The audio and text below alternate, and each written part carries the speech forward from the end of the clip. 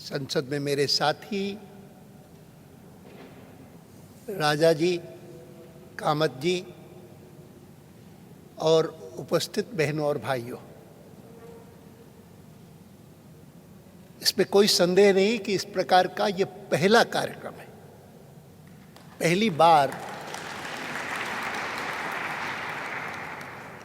राष्ट्रपति भवन में इतनी बड़ी संख्या में मेरे सिंधी भाई और बहन एकत्र हुए हैं एक महान संत का आदर करने के लिए। संत कवियों की परंपरा हिंदुस्तान में भारतीय संस्कृति को आगे बढ़ाने के लिए, देश को मजबूत करने के लिए, सामाजिक सुधार के लिए एक महत्वपूर्ण भूमिका निभाती रही है। उसमें लोग मीरा का, तुलसी का, चैतन्य महाप्रभु का, इनका हम नाम लेते हैं, लेकिन बहुत कम लोगों को पता होगा कि सिंध के ये महान संत जो कि बाद में शहीद हुए, वे संत कंवर राम जी भी उसी परंपरा के एक हिस्से थे।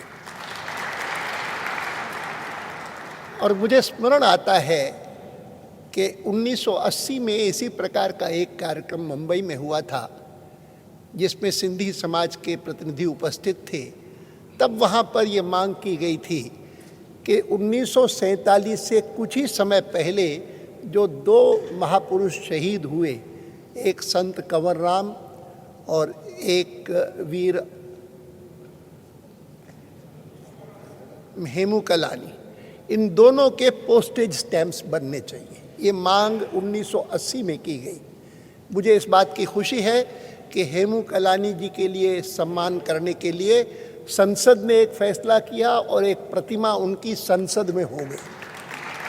आज मैं भारत सरकार को और विशेषकर राष्ट्रपति जी को, राजा को जो प्रतिनिधि के रूप में इस मंत्रालय के बैठे हैं, उनको बधाई देना चाहता हूं कि यह इच्छा आज पूरी हो रही है और ये पोस्टेज स्टैम्प का अनावरण हो रहा है।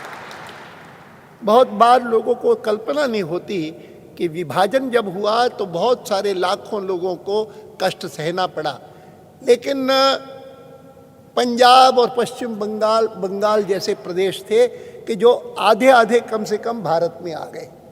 सिंध पूरा का पूरा वहीं रह गया। सिंध पूरा का पूरा वहीं रह गया। इतना ही नहीं तो भारत का संविधान बना तो उसमें सिंधी भाषा का उल्लेख कहीं रह गया। भारतीय संविधान द्वारा मान्यता प्राप्त जो भाषाएं हैं उनमें रह गया।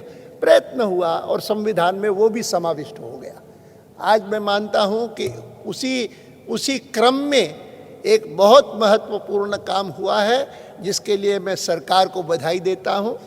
इस सरकार को, इस मंत्रालय को बधाई देता हूं और विशेषकर यह कार्यक्रम राष्ट्रपति भवन में करके, स्वयं राष्ट्रपति की उपस्थिति में होकर के इसका जो स्थान बढ़ गया है, इसको जो महत्व दिया गया है, इसके लिए मैं राष्ट्रपति जी को बहुत बहुत धन्यवाद देता हूं। और मैं मानता हूं कि इस प्रकार के कार्यक्रम में भाषणों की सीमा होनी चाहिए और इसीलिए मैं इन्हीं शब्दों के साथ बहुत धन्यवाद देता हूं कि मुझे इस कार्यक्रम में विशिष्ट अतिथि के रूप में बुला करके आपने पूरे समाज का सम्मान किया।